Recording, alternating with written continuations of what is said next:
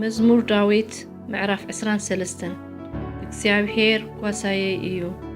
ዝጎድለኒ የብለይን ኣብ ልሙዕ ሸኻ የውዕለኒ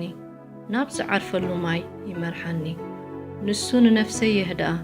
ምእንቲ ስሙ ኢሉ ብመገዲ ጽድቂ ይመርሓኒ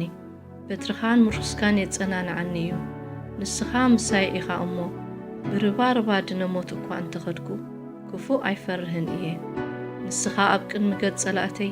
መኣዲ ትሰርዓለይ ንርእሰይ ብዘይቲ ትለኽዮ ጽውዐይ ይጅርብብ ኣሎ ብሓቂ ሳህልን ምሕረትን ብኹሉ ዕድመይ ክስዕባኒ እየን ኣብ ቤት እግዚኣብሔር ከኣ ንዘለኣለም ክነብር